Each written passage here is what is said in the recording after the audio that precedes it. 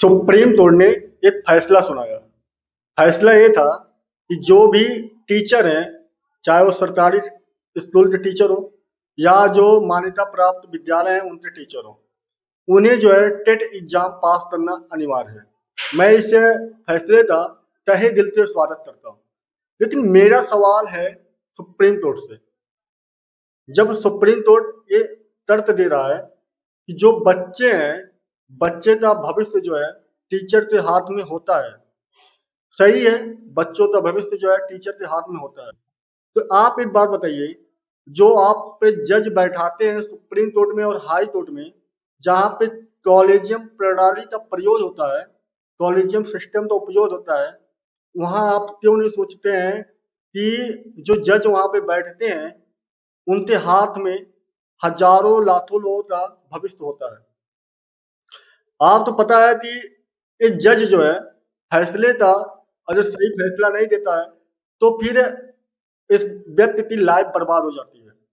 बहुत सारे ऐसे न्यूज आए थे जहाँ पे 43 साल बाद जो है रिहाई मिला, 20 साल बाद रिहाई मिला, 13 साल बाद जो है रिहाई मिला, बेगुनाह होने के बाद भी। आखिर क्यों क्यों आप बोल रहे हैं कि पारदर्शिता होना जरूरी है, स्टूडेंट और शिक्षक के बीच पारदर्शिता होना जरूरी है। जो टीचर जो है आपको पढ़ा रहा है या जिसकी पदोन्नति हो रही है वो टेट एग्जाम पास किया है या नहीं किया है, मैं इस बात से सहमत हूँ। लेकिन मैं नहीं बल्कि भारत का हर एक नागरिक पूछता है कि वह भी तो यही चाहता है कि कॉलेजियम सिस्टम में, कॉलेजियम प्रणाली में पारदर्शिता हो। अगर आप पे हाई कोर्ट का जज उठाकर सुप्रीम कोर्ट पे जज बना रहे हैं, उनका भी तो पदोन्नति हो रही है, और उनका भी पदोन्नति हो रही है, प्रमोशन हो रहा है, उनकी मतलब उनके पदोन्नति बीच में पारदर्शिता क्यों नहीं है? आखिर क्यों नहीं आप वहां पे एग्जाम तो ये डालते हैं जो एग्जाम पास करने बाद जो सुप्रीम कोर्ट में जज के लेवल पे पहुंचे?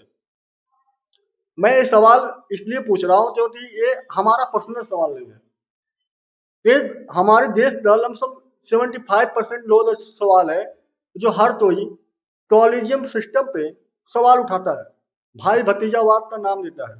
आखिर क्यों भाई, क्यों भाई भतीजावाद का नाम देना पड़ता है? अभी एक पंचोली साहब हैं जिनका नियुक्ति हुई है सुप्रीम कोर्ट में, उन पर लेकर जो है बीवी नाज रत्ना जी हैं, उन्होंने सवाल उठाया।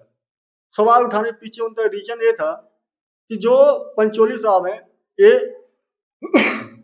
जजों के लिस्ट में 57 नंबर पे हैं, मतलब 56 जज ऑलरेडी इनसे ज्यादा सीनियर हैं, फिर भी इनकी नियुक्ति जो है सुप्रीम कोर्ट में होती है। और उन्होंने सवाल उठाया कि जब 56 जज ऑलरेडी जो है सीनियर थे तो आपने इनकी नियुक्ति क्यों किया सुप्रीम कोर्ट में? मैं नहीं, आपके सुप्रीम कोर्ट में बैठे जो जज हैं उन्होंने ही सवाल उठाया था।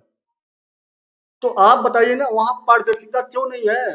आप क्यों नहीं वहां पारदर्शिता लाते हैं कि जहां पर, जैसे मैं आज आप टेट एग्जाम लाए हैं, टेट एग्जाम अनिवार्य किए हैं, उसका मैं स्वागत करता हूँ। उसी तरह मैं उस चीजों का भी स्वागत करूँ कि हाँ सुप्रीम कोर्ट में पारदर्शिता है, जहां पर जजों की प्रमोशन हो रहा है, हाई कोर्ट से जज जो है सुप्रीम कोर्ट में पहुंच रहे हैं, तो उनके बीच जो है पारदर्शिता है, उन्हें एग्जाम पास करना पड़ता है तब जाकर वहां पे पहुंचते हैं।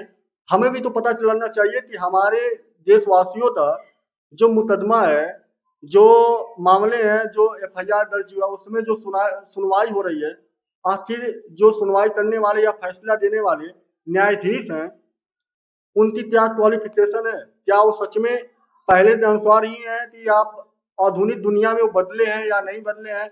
उनकी मानसिकता क्या है, हमें भी तो जाननी चाहिए। मैंने इसलिए सवाल पूछा है सुप्रीम कोर्ट से। बहरहाल इससे आप कितना सहमत हैं, आप अपनी राय कमेंट बॉक्स में बताना, ताकि मुझे पता चले कि क्या ये सवाल पूछने वाला ओनली मैं हूँ या आप भी हैं हमारे साथ में। तो आप जो भी लगता है आप अपनी राय कमेंट बॉक्स में जरूर दें। मिलते हैं नए वीडियो में, तब तक लिए जय हिंद, जय भारत, वंदे मातरम।